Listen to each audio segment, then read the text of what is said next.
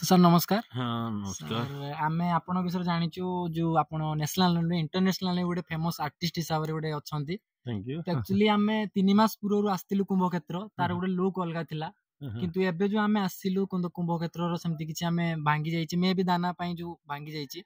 तो सेति विषय किछि कुहंतु कोन माने प्रिपेयर चालीछि। एक्चुअली कुंभक्षेत्र होची गोटे प्रकृति संस्कृति रे श्रीक्षेत्र जोटा कहउतली एठी एटा होची इको स्टे बा नेचर कैंप। तो एठी लोक रहिया पई आ रहिबे 24 घंटा आउ सेति पई से माने रूम पिछा माने विभिन्न प्रकार रहिबा रहिछि कॉटेज रहिछि हॉल रूम रहिछि डॉर्मेटरी रहिछि विभिन्न जगह विभिन्न रेट अति कम रे हमर 1300 टंका रहउछि रूम भाड़ा नुए पर पर्सन एवं तांकु 40 प्रकार खाइबा दिया जिवो चारि थर रे आउ एटा जो भांगी जाइछि कथा कहउछन्ती एटा वर्षा एठी प्रबल हवा द्वारा किछि किछि धुई जाइछि हमर पुणी डिसेम्बर 15 मकर पाखरु पुरा जेमति थिला सेमति आरंभ होई जेबो किंतु एथर पर्यटक पई एठी ग्रहण करा जीवनी एठी जो माने बुकिंग करिवे से माने आसीबे रहिबे एवं से माने प्रकृति को संस्कृति को एन्जॉय करिवे। आगुरु जेमति सबुदिन समस्त को विजिटर्स मान को छड़ा होतला भीतर को सिमती छाड़ीबार योजना नाही। एबे जो माने बुकिंग करिवे से माने आसीबे एवं आउ गोटे रहउछि जे दी परे गोटे लंच रहउछि हमर बुढ़ीमा थाली जेटा कि 25 प्रकार खाद्य दिया जो पुराना खाइबा दिया जो 25 प्रकार ता भीतर माछ रहिबो सेटा को हमें ये रू हमें 250 टका करके नबू जे बुकिंग करिवे से भीतर को आसीबे से खाइबे से बोलिबे जिबे नले दर्शक माने केमती बुकिंग करे से आसिया पई आसिया पई हम गूगल मैप रे कुंभक्षेत्र खोजिले सेतिर नंबर अछि सेतिर बुकिंग करिकी आसी परिबे कांटेक्ट करिकी हां कांटेक्ट करिकी बुकिंग करिवे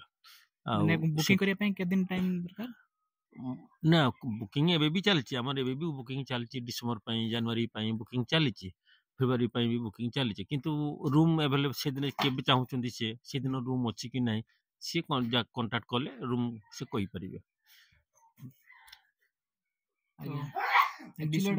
देखु कुंभक्षेत्र मीन्स तो माटी रे तयारी जो वर्षा हवा द्वारा माटी सब धोई जाइछि सेतिमे समान कुंभक्षेत्र को नुआ करी देखेबे लोक मानकु आमे जो पळि आसु एमिति पर्यटक से तो सेमिति नुह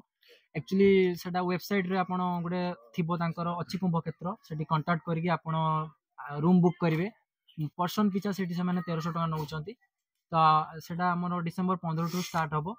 मु लिंक दे देबी आपण को तांकर वेबसाइट लिंक ता आपण भी आसंतु गोटे भल जगह आपण तो जाउथबे निहाती जो हमर एडा को बीच दुबलागड़ी बीच जाउथबे तो सेमती भी एठी किछि आसंतु निजर माने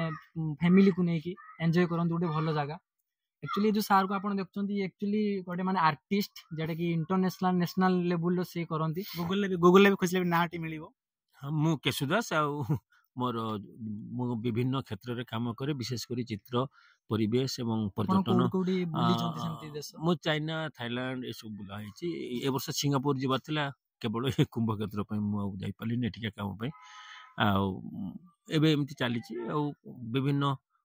नेशनल इंटरनेशनल स्टेट लेवल ले विभिन्न सेमिनार रे जोग दबा ता छडा विभिन्न प्रदर्शनी जॉइन करबा एवं बहुत कथा काम करूछि आ ता छडा एठी जो जगहटी गोटे हिडन ट्रेजर ऑफ नीलगिरी नुहे बालासर जो कुंभक्षेत्रटी ताकू लोका माने लोक मान को लोचन को आनिबा एवं एठी गोटे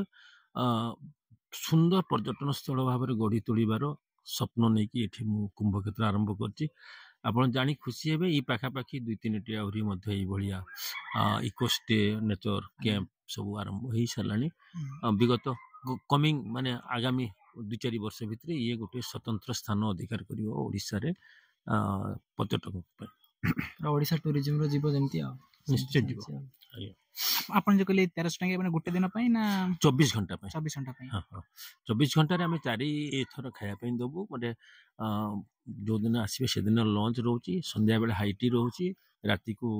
डिनर रहिबो तापर दिन टिफिन रहउची सेतरे पिठा पणा माछ मांस अंडा आ 12 अनुसार ना सब बार जे कहबो जे ना मो पूरा निरामिष मोर प्याज रसुन नाही ता पई व्यवस्था करा होची आ सबुटे एई वर्षटा हमें रखिचु केवल पाखापाखी लोक मान जो मैंने दी पर खाया चाहिए केवल लंच नापी चाहिए से आगुआ भी से आगुआ बुकिंग करने पड़ो सांगे सांगे आसिले मिलनी 24 घंटा आगु से बुकिंग कर आज 10 जन खाइबा 5 जन खाइबा आमर सादा खाइबा कि माछ खाइबा दीपर मांस ना माछ आसଥିଲି ସେଇ 3 ମାସ ପୂର୍ବରୁ ଆପଣ ନଥିଲେ ସେ ଥିଲେ ଜଣେ ଏଠି ତାଙ୍କ ପାଖକୁ ମୁଁ ବାଇକ୍ ନେଇକି ଯାଇଥିଲି ଦେଖୁଥିଲି ସେ କହୁଥିଲେ ଆପଣ ଯାଇଥିଲେ କୋଉଠି ମୁଁ ଏଇ ତ ବର୍ତ୍ତମାନ ତ ବାହାରିଛି ଆଜ୍ଞା ଆପଣ ଏଠି ରହିବେ କିଛି ଦିନ ନା ପଳେଇବେ ନା ଯିବା ଆସିବା ରହିବ ଆପଣ ପ୍ରପର ଘରଟା କୋଉଠି ବାଲେଶ୍ୱର ନା ମୋ ପ୍ରପର ଘର ଦୁବଲାଗଡ଼ି ମୁଁ ରହୁଛି ରେମୁଣାଗଲିରେ କସୁମ ନଗରରେ ଆଉ ଏଠି ମୋର କର୍ମସ୍ଥାନ ସେଟା ମୋର ବାସସ୍ଥାନ ହଉଛି ରେମୁଣା ଆଉ ଜନ୍ମସ୍ଥାନ ହଉଛି ସଦର ବାଲେଶ୍ୱର ତିନିଟି ଇଏ କରୁଛି ଆପଣ ଗୋଟେ ଭାବିଥିବେ ଯେ କୁମ୍ଭକ୍ଷେତ୍ର ମାଟିର ତିଆରି କରିବା ସବୁ ମାନେ ଆସିଥିବ ଏଟା ଆମେ ଶିଳ୍ପୀ ଲୋକ କଳ୍ପନା କରୁ ଭାବନା ଦେଖୁ ଏବଂ ତାକୁ ସାକାର କରିବା ପାଇଁ ପରିଶ୍ରମ କରୁ ହଁ ଏଇଟା ବି ଗୋଟେ ଟାଇପ ର କହିବା ପାଇଁ ଗଲେ ଗୋଟେ ଆର୍ଟ ଆଉ ଗୋଟେ ନୂତନ କିଛି କରିବାଟା ହିଁ ଆର୍ଟ ଆଉ ପୁଣି ଗୋଟେ ନୂତନ ପରିକଳ୍ପନା କରିବାଟା ହିଁ ଆର୍ଟ ତ ମୁଁ ଜଣେ ଆର୍ଟିଷ୍ଟ ସେଇଥିପାଇଁ ଏ ପରିକଳ୍ପନା କରିଛି ଏବଂ କରିବା ସହିତ ତାକୁ ରୂପାୟନ କରୁଛି କୁହନ୍ତି 250 ରୁ କେତେ ପରିବାରକୁ ମିଶିକି ଗୋଟେ କୁମ୍ଭକ୍ଷେତ୍ର ହେଇଛି ମାନେ ଏଠି ସବୁ କୁମ୍ଭାର ପରିବାର ଅଛନ୍ତି ହଁ ଏଠି ପ୍ରାୟ 300-400 ଘର କୁମ୍ଭାର ଅଛନ୍ତି ଯୋଉମାନେ କି କେବଳ ହାଣ୍ଡି ମାଠିଆ କଳସ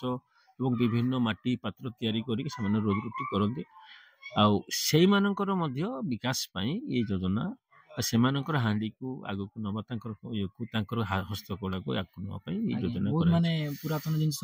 ଯେମିତି ଆଗକୁ ଆସିବ ଏବଂ ଲୋକମାନେ ଏଠି ଆଭେଲେବଲ ଯୋଉମାନେ ପର୍ଯ୍ୟଟକ ଆସିବେ ସେମାନେ ବି ପାଇପାରିବେ ଯେମିତି ନେଇପାରିବେ ବର୍ତ୍ତମାନ ସବୁ ଘରେ ଘରେ ମାଂସ ହାଣ୍ଡି ଖୋଜୁଛନ୍ତି ହାଣ୍ଡିର ତେଣୁ ଏଠିକି ଆସିଲେ ସେମାନେ ସେ ପାଇବେ ତା ଛଡା ପାଣି ପାତ୍ର ହେଲା ଯୋଉ ଏବେ ଥଣ୍ଡା ପାଣି ପାଇବା ପାଇଁ ହେଲେ ସୁରେଇ ଖୋଜୁଛନ୍ତି ଲୋକ ପାଣି ଏଇ ଯୋଉ ବୋଟଲ ଖୋଜୁଛନ୍ତି କପ୍ ପ୍ଲେଟ୍ ଖୋଜୁଛନ୍ତି ଏଗୁଡ଼ା ସବୁ ଏଇଠି ଆଗାମୀ ଦିନ ମିଳିଯିବ ଏବଂ ସେଇଠି ବିକ୍ରି ହବ ହଁ ଏଇଠି ନୁହେଁ ଏଇ ଗାଁ ଲୋକ କରିବେ ସବୁ ଆମେ ବି କରିବୁ ସେମାନେ ବି କରିବେ ସମସ୍ତେ ଏଇ ଜିନିଷଟାକୁ ଡେଭଲପ କରିବା ପାଇଁ ବି ଯୋଜନା ତାଙ୍କର ପାରମ୍ପରିକ ଯୋଉ ବୃତ୍ତି ରହିଛି ହାଣ୍ଡି